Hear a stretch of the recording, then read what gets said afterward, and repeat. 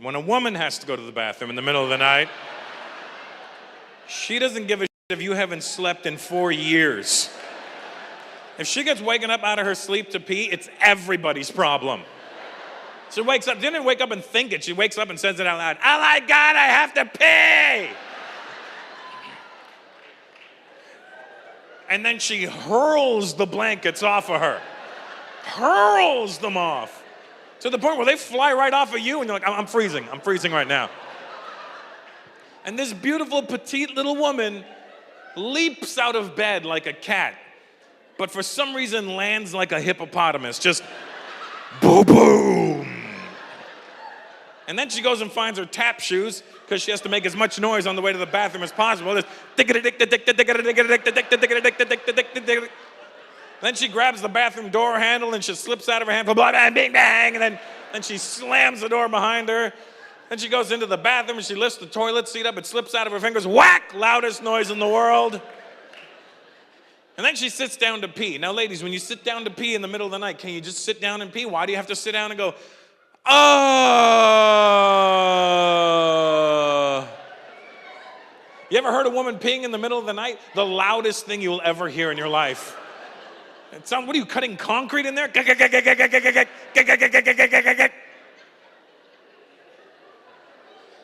And then when she's done, she goes to flush, but she fucks up the flush and does a half a flush or the whoosh, and then just do another flush. Now you have to sit through 2 flushes now. Then she goes, she goes back, and she goes to the sink to wash her hands. She knocks over a glass, and when she's done, she storms back to the bedroom. And slams that bathroom door behind her so hard, whack, that it doesn't even click, it just bounces back open.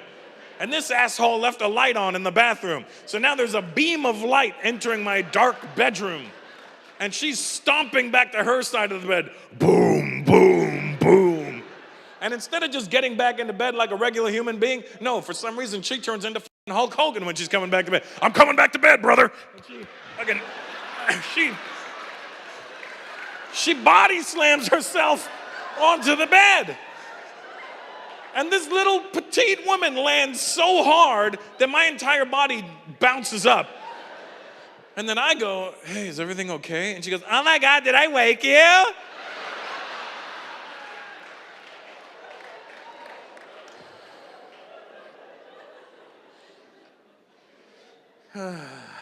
But we love you, ladies. I grew up around black people. You don't scare me. I grew up around Jamaicans, man. Jamaicans are hard people to grow up around. Any Jamaicans here tonight? They're like the most passive Jamaicans ever. They're like, Bobo lick shot. I, man, a brethren is a Jamaican. Look at this. Quietest Jamaicans in the world. Jamaicans are hard people to grow up around. You know why? Because when I was growing up around Jamaicans, you hang around Jamaican people long enough, you feel the need to want to be Jamaican. They just look so cool. Everything about them is cool. When I was a kid, I was like, I wanted to be Jamaican so bad. I started dressing like a Jamaican. I started wearing a little red, yellow, and green belt. And I started talking like a Jamaican. I started listening to reggae music. I started having kids I didn't know about. I did everything that I possibly could.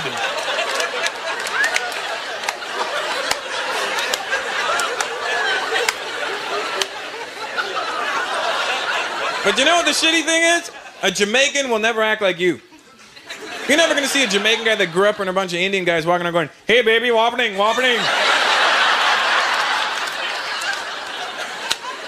It's not gonna happen, you know?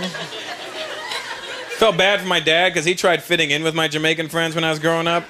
You don't ever want a man from India trying to speak like a Jamaican at any point during his life. My friends would be in the living room, my dad walking, okay, come on, Marlon, move your bumbo clot and go home.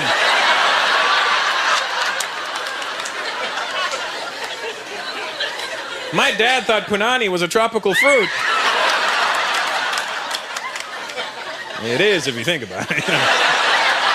For the older white folks that look confused right now, punani is the Jamaican word for a woman's... You know what I'm saying? For her pum-pum. My dad thought it was a tropical fruit.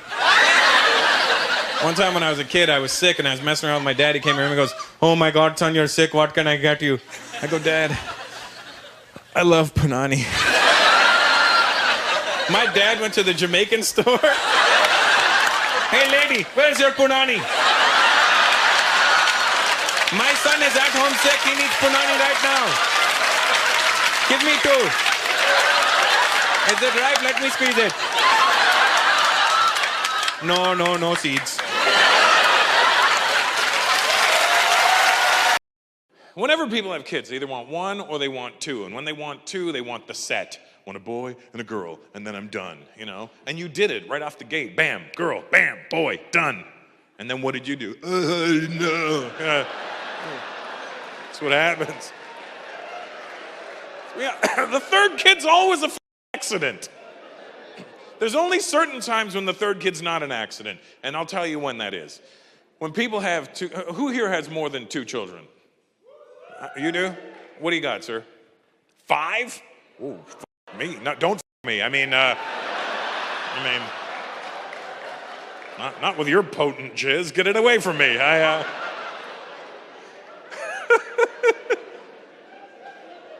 Is your dick like a lamp? Just rub it and babies come out?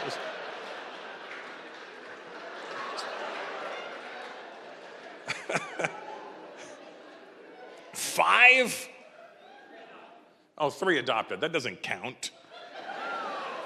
No, it counts as his children, but I mean, work he put in. You know what I mean? Like, he put in work, but you need to put in the work. You know what I mean? So you had 2, and then you bought 3. Okay, good. Okay.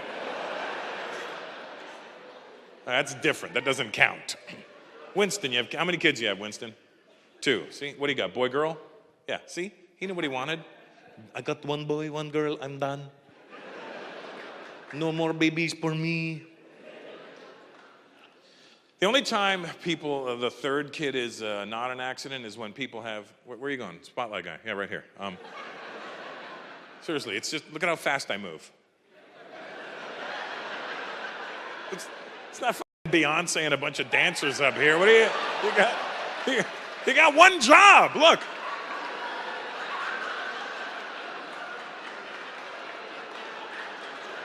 It's Usain Bolt and I'm, Stay with me, guys, stay with me. You got this. You almost it up again.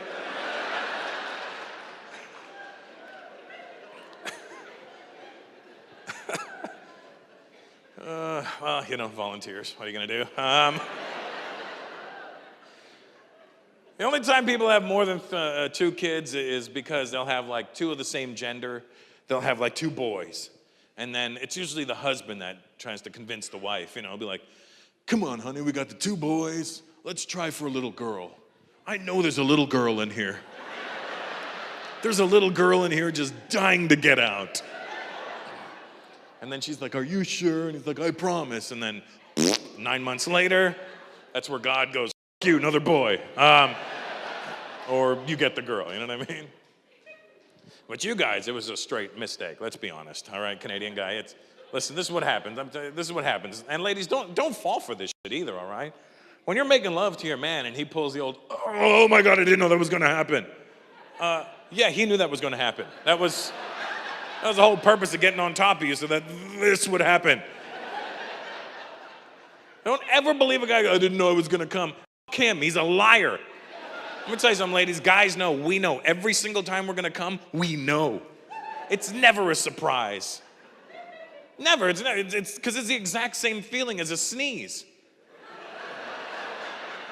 Nobody's ever walked up to you and, "Hey man, can I hit you?" I didn't know that was going to happen. I didn't know that was going to happen. Even if it's a surprise sneeze, it'll be like, "Hey man, can I?" When you're and you feel, pull out, sneeze somewhere else. What do you think all this is for?